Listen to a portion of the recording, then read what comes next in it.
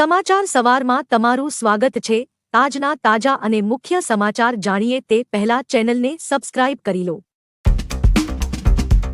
આ વર્ષે આકરો ઉનાળો રહેશે। અંબાલાલ પટેલે આગાહી કરી છે કે આ વર્ષે ઉનાળો આકરો રહેશે। 19 થી 24 ફેબ્રુઆરીથી જ ગરમી શરૂ થઈ શકે છે। ફેબ્રુઆરીમાં મહત્તમ તાપમાન 34 ડિગ્રી ઉપર જશે તો 4 માર્ચથી ગરમી વધતા મહત્તમ તાપમાન 40 ડિગ્રીની આસપાસ રહેશે। 20 એપ્રિલથી વધુ ગરમી પડશે। 26 એપ્રિલથી મહત્તમ તાપમાન 44 ડિગ્રી પાર પહોંચશે। 11 મેથી કાળઝાળ ગરમી પડશે। બીજી તરફ આ વર્ષનો ઉનાળો પાક માટે સાનુકૂળ રહેશે તેવી આગાહી છે। ગોંડલ માર્કેટયાર્ડ દેશનું પ્રથમ ડિજિટલ યાર્ડ। ગોંડલ શહેરનું નામ માર્કેટ યાર્ડના કારણે ચર્ચામાં આવ્યું છે। હવે ગુજરાતનું અગ્રીમ ગણાતું ગોંડલનું માર્કેટયાર્ડ દેશનું પ્રથમ ડિજિટલ યાર્ડ બની ગયું છે। ડિજિટલ એપના લોન્ચિંગ થકી માર્કેટ યાર્ડને ડિજિટલ કરી દેવામાં આવ્યું છે। આ એપમાં માર્કેટ યાર્ડને લગતી ખેડૂતલક્ષી તમામ સુવિધાઓ અને માહિતી ઉપલબ્ધ થશે। ખેડૂતો ઘર બેઠા આ એપ થકી યાર્ડના ભાવ પણ જાણી શકશે। રાજ્યના રેશન કાર્ડ ધારકો માટે સારા સમાચાર। રાજ્ય સરકારે રેશન કાર્ડ ધારકોના હિત માટે મહત્વનો નિર્ણય લીધો છે। આરોગ્ય મંત્રી ઋષિકેશ પટેલે તેમના ટ્વિટર પર માહિતી શેર કરતા લખ્યું કે રાજ્યના એનએફએસએ રેશન કાર્ડ ધારકોને પીએમજેવાય હેઠળ આવરી લેવામાં આવશે। જો કે છેલ્લા 2 વર્ષમાં પીએમજેવાય અંતર્ગત આણંદ 6.58 લાખ અને અરવલ્લી સાબરકાંઠામાં એક વર્ષમાં કુલ 4.84 લાખથી વધુ રેશન કાર્ડ ધારકોને લાભ મળ્યો છે।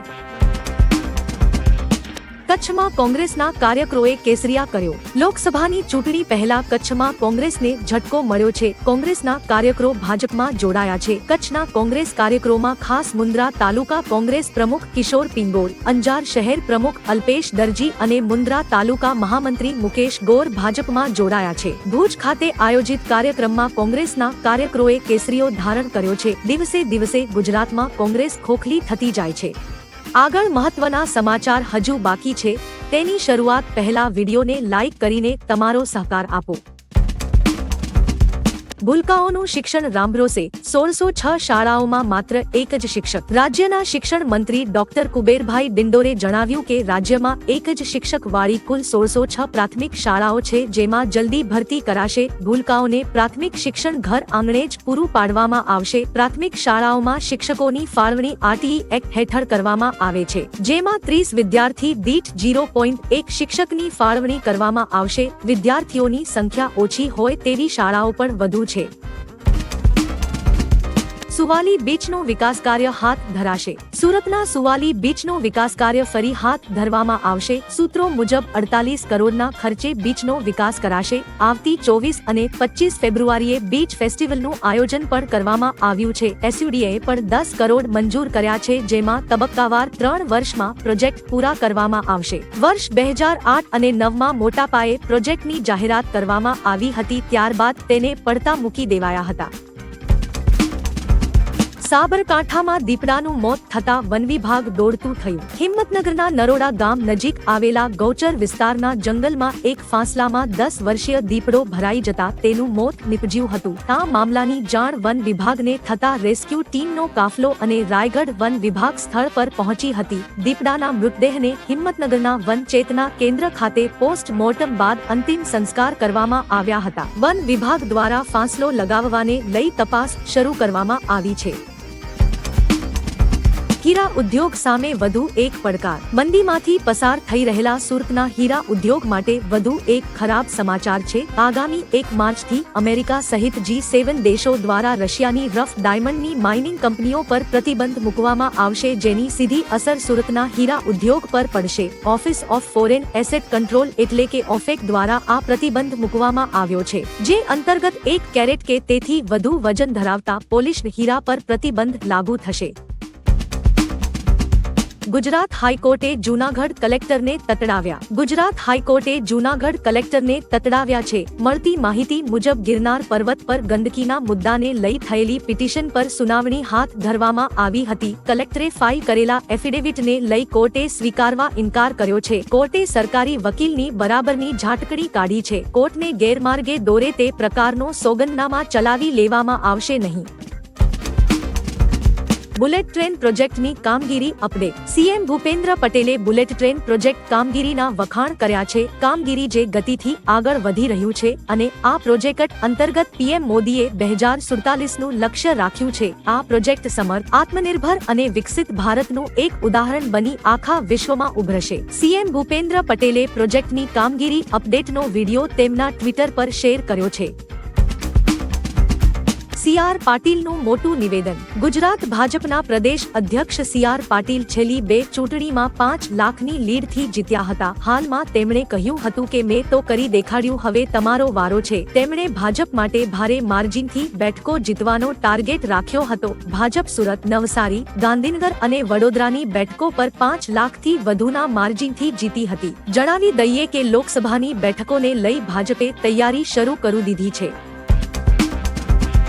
રક્તદાન મહાદાન. ગેનીબેનની સેવા. આજકાલ ચર્ચામાં રહેતા વાવના ધારાસભ્ય એવા ગેનીબેન ઠાકોરે સેવાનું કામ કર્યું છે. રક્તદાન મહાદાન કહેવતને સાર્થક કરી છે. ગેનીબેન ઠાકોરે ભાભર ખાતે આયોજિત બ્લડ કેમ્પમાં રક્તદાન કર્યું હતું. ગેનીબેને રક્તદાતાઓનો આભાર માન્યો હતો. તેમણે મહિલાઓને રક્તદાન કરવા માટે અપીલ કરી હતી. બ્લડ કોઈ ફેક્ટરીમાં બનતું નથી, પણ તમે કરેલું રક્તદાન કોઈનો જીવ બચાવી શકે છે. સર્વશ્રેષ્ઠ દાનમાં રક્તદાન છે.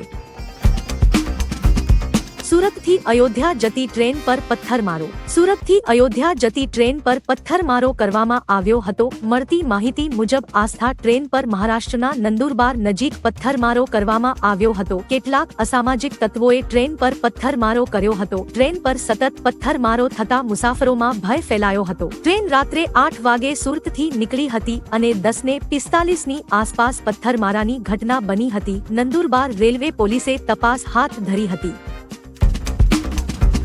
10 વર્ષમાં સીએનજી 35 રૂપિયાથી વધીને 77 રૂપિયા થયું. કોંગ્રેસે મોદી સરકાર પર નિશાન સાધ્યું છે. કોંગ્રેસે તેની ટીકા કરતા કહ્યું કે કાલે અન્યાયના 10 વર્ષ થશે. 10 વર્ષમાં મોંઘવારી કેટલી વધી છે તે પણ જણાવવામાં આવ્યું હતું. સીએનજી 2014માં 35 રૂપિયા પ્રતિ કિલોગ્રામ હતો અને 2024માં 77 રૂપિયા પ્રતિ કિલો થઈ જશે. તેમણે કહ્યું કે 10 વર્ષમાં સીએનજીની કિંમતમાં 42 રૂપિયાનો વધારો થયો છે. કોંગ્રેસે એક પોસ્ટર શેર કરીને લખ્યું, સીએનજી ની કિંમતમાં જોરદાર ઉછાળો.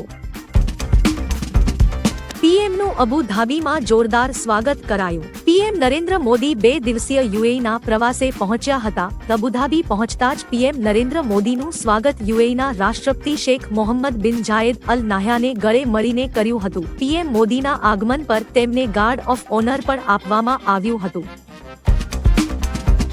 પાકિસ્તાનીઓને ઇરફાનનો જડબાતોડ જવાબ. ભારતીય ટીમના દિગ્ગજ ક્રિકેટર ઇરફાન પઠાણે પાકિસ્તાનીઓને જડબાતોડ જવાબ આપ્યો છે. ગઈકાલે અંડર-19 વર્લ્ડ કપની ફાઇનલમાં ભારતની હાર થતા પાકિસ્તાનના ક્રિકેટ ફેન્સ ટીમ ઇન્ડિયાને ટ્રોલ કરી રહ્યા છે. ત્યારે ક્રિકેટર ઇરફાન પઠાણે કહ્યું કે તમારી ટીમ તો U19ના ફાઇનલમાં પહોંચી શકતી નથી અને તમે લોકો ભારતની હાર પર આનંદ કરી રહ્યા છો. આ નકારાત્મક વલણ તમારી માનસિકતા દર્શાવે છે.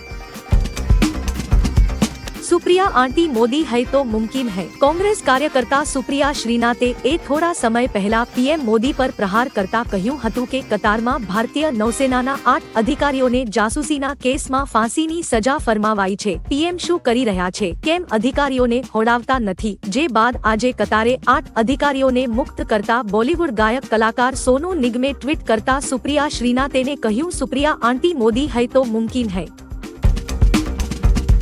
મોંઘવારી મુદ્દે સરકારનો મહત્વનો નિર્ણય. આરબીઆઈ ગવર્નરે કહ્યું કે સરકારની આ વર્ષ માટે ઉધાર યોજના બજારના અંદાજથી ઓછી છે. મતલબ કે ખાનગી ક્ષેત્રો પોતાની જરૂરિયાતોને પૂર્ણ કરવા માટે બેંકો પાસેથી વધુ લોન મેળવી શકશે. આ કાર્યક્રમથી દેશમાં આર્થિક વિકાસને પ્રોત્સાહન મળશે. ખાનગી ક્ષેત્રને પોતાના રોકાણ માટે વધુ બેંકોથી લોન મળશે. સરકારના આ નિર્ણયથી મોંઘવારી પણ ઓછી થશે. નાણામંત્રીએ વચગાળાના બજેટમાં 14.13 લાખ કરોડ ઉધાર લેવાનો પ્રસ્તાવ રાખ્યો છે.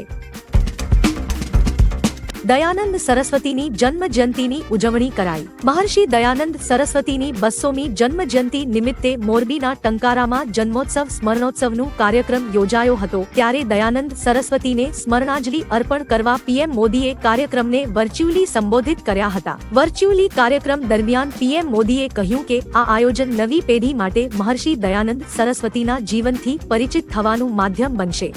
વિડિયો નિહાળવા બદલ આભાર। આવતીકાલે ફરી મળીશું સવારે 6 વાગ્યે એકદમ નવા અને તાજા સમાચાર સાથે। Good bye.